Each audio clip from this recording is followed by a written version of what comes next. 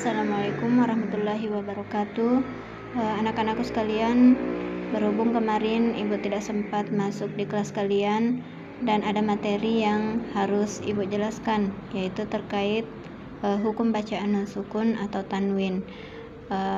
Kalian bisa melihat di buku paket kalian di halaman 189. Ya, jadi hukum bacaan nun sukun atau tanwin ini sangat berkaitan erat dengan cara membaca Al-Quran. Ya, jadi langsung saja kita lihat hukum bacaan nun sukun atau tanwin. Hukum bacaan ini terbagi menjadi 4 bagian. Ada hukum bacaan izhar, kemudian ikhfa, kemudian idgham, dan yang terakhir adalah hukum bacaan iqlab. Nah, keempat hukum bacaan ini mempunyai hurufnya masing-masing. Kalian bisa melihat di buku paketnya ya, di halaman 189. Nah, inti dari hukum bacaan nun sukun atau tanwin ini adalah kita melihat lafaz yang mempunyai atau mengandung huruf nun sukun. Jadi nun sukun atau nun mati, atau kita melihat apakah ada tanwin. Apa itu tanwin? Yaitu huruf yang berbaris 2 di atas, ataukah berbaris 2 di bawah, ataukah berbaris 2 di depan. Misalnya an, in, un, ban, bin, bun, san, sin, sun. Nah, inilah yang dikatakan dengan tanwin. Ini tadi nun sukun. Nah, untuk lebih memahami, coba kita lihat contohnya, misalnya pada lafaz ajron azima.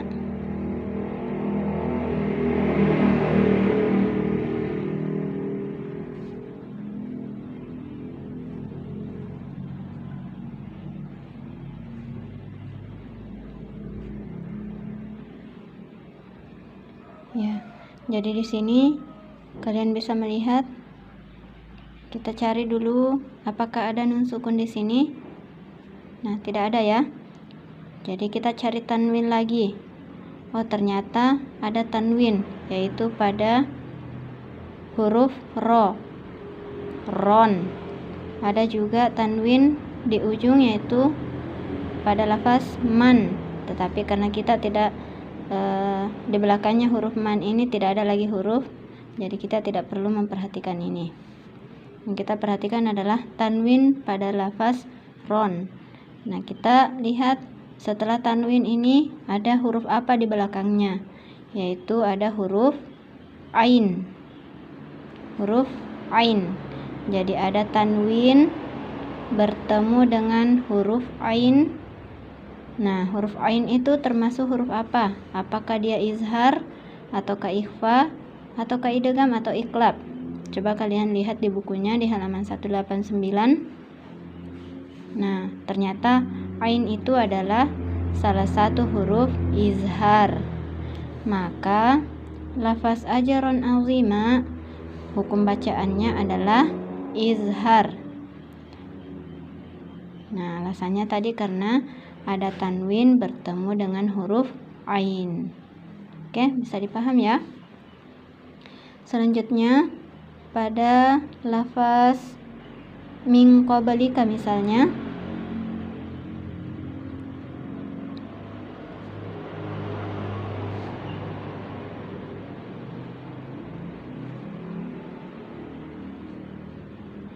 min qablika. Nah, di sini kita lihat, cari dulu apakah ada nun sukun ataukah ada tanwin. Coba kita lihat. Nah, ternyata ada nun sukun atau nun mati. Ini ya. Setelahnya huruf nun sukun ini ada huruf apa? Yaitu huruf qaf.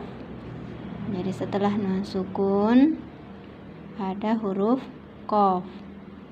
Nah, huruf qaf ini apakah dia termasuk huruf izhar kah ataukah ikhfa, ataukah idgham, atau iqlab?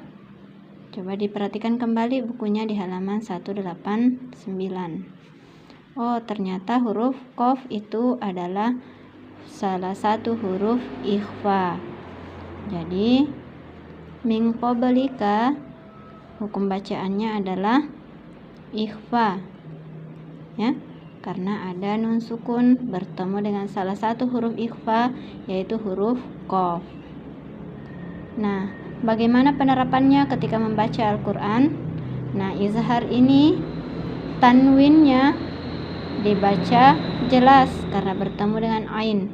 Ajron azima.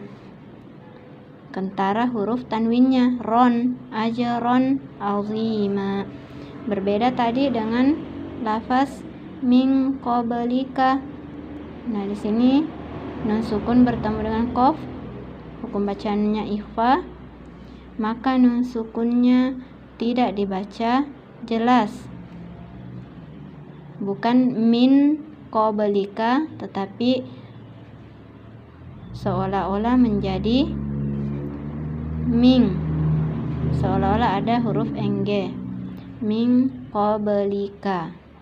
Ini penerapannya ya ketika membaca Al-Quran. Jadi bukan min, tidak terlalu jelas huruf nun sukunnya. Nah, kemudian pada lafaz min ba'di misalnya,